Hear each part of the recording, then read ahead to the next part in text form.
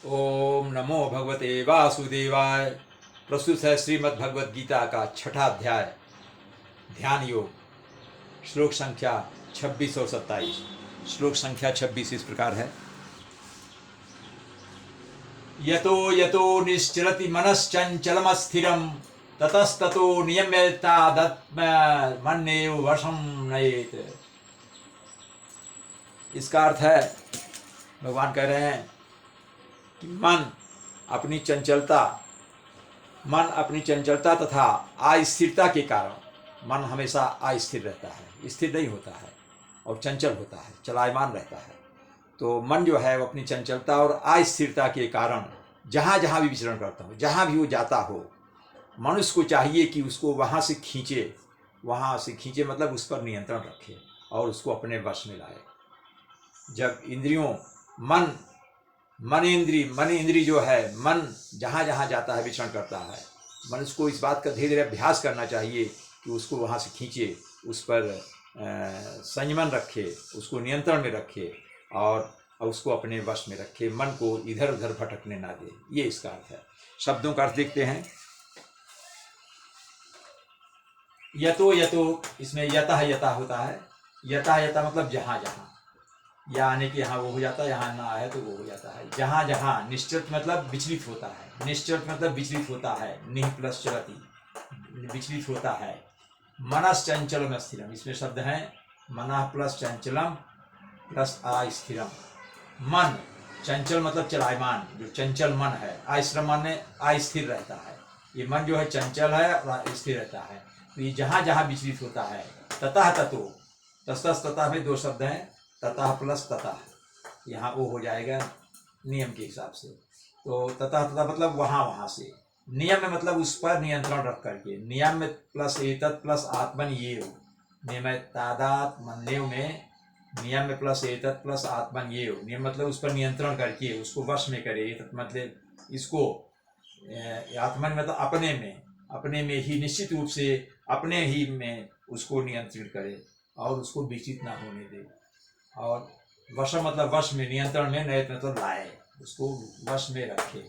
अगला श्लोक है प्रशांत मनसम हेनम योगिनम सुखमुत्तमम उपैति शांत रजसम ब्रह्मभूत कल्मषम। इसका अर्थ है, भगवान कह रहे हैं कि जिस योगी का मन मुझ में स्थिर रहता है, जो योगी है, जो योगाभ्यास में लगना चाह रहा है या लगा हुआ है, समाज को प्राप्त होने वाला है, समाज की स्थिति में पहुंच रहा है, जो उसका मन मुझ में लगा रहता है, वह निश्चय ही दिव्य सुख की सर्वोच्च सिद्धि को प्राप्त करता है। जो दिव्य सुख होता है, दिव्य इंद्रियां होती हैं, फिर बाद में दिव्य इंद्रियों से वो दिव्य सुख की प्राप्ति करता है। अगर उसका मन मुझ में स्थिर है तो निश्चित रूप से वो दिव्य सुखों की उपलब्धि करता है। वह रजोगुण से परे हो जाता है, रजोगुण से दूर हो जाता है, रजोगुण की जो प्रवृत्तियां हैं उनसे वो दूर हो जाता है और परमात्मा के साथ अपनी गुणात्मक एकता को बना लेता है, अर्थात अपना तादात्म्य स्थापित कर लेता है परमेश्वर के साथ। और इस प्रकार अपने समस्त विगत कर्मों के फल से वो मुक्त हो जाता है, निवृत्त हो जाता है, मुक्त हो जाता है। उसके जो विगत कर्म हैं, पहले के किए गए कर्म, सब से वो मुक्ति पा जाता है। शब्दों का अर्थ देखते हैं। प्रशांत मनसम हेनम, प्रशांत मनसम दो शब्द हैं। प्रशांत मनसम मतलब होता है कि जिसका मन शांत है, मनसम मतलब जिसका मन, प्रशांत मतलब शांत है। क्यों? क्योंकि कृष्ण भावना भावित हो गया है, भगवान के चरणों में वो लग गया है, उसकी में भक्ति आ गई है, इसलिए उसका मन शांत हो गया है। ही हेनम में दो शब्द है। ही हेनम मतलब निश्चय ही, एनम मतलब इसको, एनम मतलब इसको, और सुखम उत्तमम, सुखम मतलब सुख, उत्तमम, सुखम उत्तमम दो शब्द हैं, सुखम प्लस उत्तमम, सुखम उत्तमम। योगिना मतलब योगी, इस योगी को, सुखम उत्तमम मतलब सुख, उत्तम मतलब उत्तम, सबसे अच्छा सुख, सर्वोच्च सुख उसको मिलता है, ऐसे योगी को। उपैत मतलब प्राप्त होता है, उपैत मतलब प्राप्त होता है। शांत रजसम, शांत रजसम, शांत रजसम में दो शब्द हैं, इसमें संधि है, संधि नहीं है, समास है। शांत रजसम मतलब होता है जिसकी कामेच्छाएं समाप्त हो गई हैं, जिसमें काम भावनाएं समाप्त हो गई हैं, अर्थात जिसने काम भावनाओं पर नियंत्रण पा लिया है।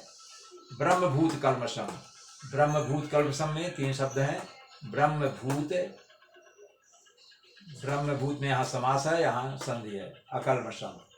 ब्रह्मभूत का मतलब होता है परमात्मा के साथ अपना तादात्म्य स्थापित, ब्रह्मभूत हो गया अर्थात ब्रह्म में लीन हो गया है, अर्थात परमात्मा के साथ अपनी आत्मा को जोड़ लिया है, अपना आत्म संबंध बना लिया है।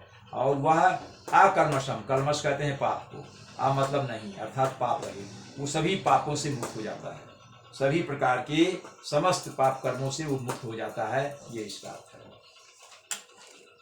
ओम नमो भगवते वासुदेवाय।